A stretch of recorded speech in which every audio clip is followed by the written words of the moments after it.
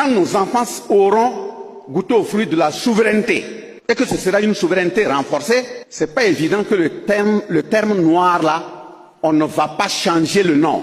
Pourquoi? Parce qu'on a dit que l'Afrique c'est le berceau de l'humanité. Si l'Afrique est le berceau de l'humanité, ça veut dire que l'être humain a pris d'abord naissance en Afrique.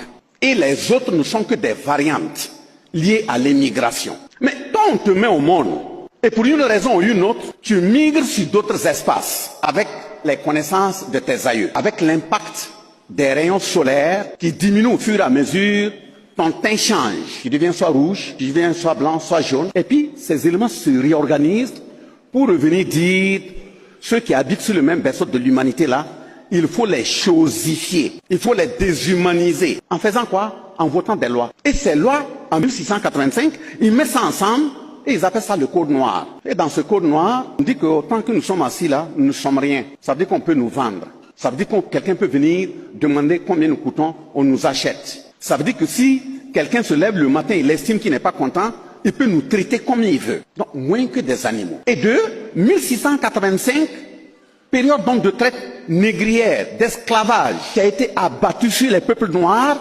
Et quand je dis abattu sur les peuples noirs, il n'y a pas à dire que c'est les blancs seulement qui l'ont fait. Hein. Les blancs ont eu leur part de répression, de déshumanisation sur nous. Les Arabes également l'ont fait. Parce que tout simplement, on estime que nous sommes des Noirs, nous sommes moins même que des animaux. Mais au fur et à mesure que les révoltes montaient pour montrer qu'on n'est pas d'accord, ils se retrouvent au niveau des Blancs en 1884 pour dire que c'est parce qu'ils sont ensemble qu'ils arrivent à s'organiser. Il faut les séparer. Donc, ils posent la carte de l'Afrique et puis ils partagent ça en deux comme des morceaux de viande.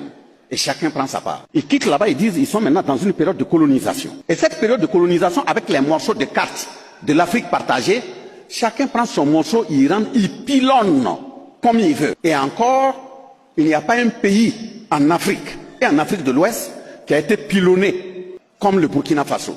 Je prends deux exemples. Parce qu'en 1893, après le partage, la France a pris un décret pour dire en Afrique, il faudrait qu'il contrôle correctement ses colonies afin que des habitants de ces colonies n'aient pas développé des colonies anglaises et autres. Parce que si vous demandez à nos grands-parents, ils vont vous dire leur déplacement, leur voyage dans le temps, ce n'était pas la Côte d'Ivoire, c'était le Ghana à côté. Et si vous demandez, ils vont vous faire sortir des vélos, voilà, d'une certaine longueur là pour indiquer que c'est là-bas qu'ils les ont achetés. Donc en 1893, la France prend un décret pour dire on ne va plus admettre qu'une colonie française ait développé une colonie anglaise. Et en même temps, on frappe dans nos populations, les déporter comme des bêtes pour aller développer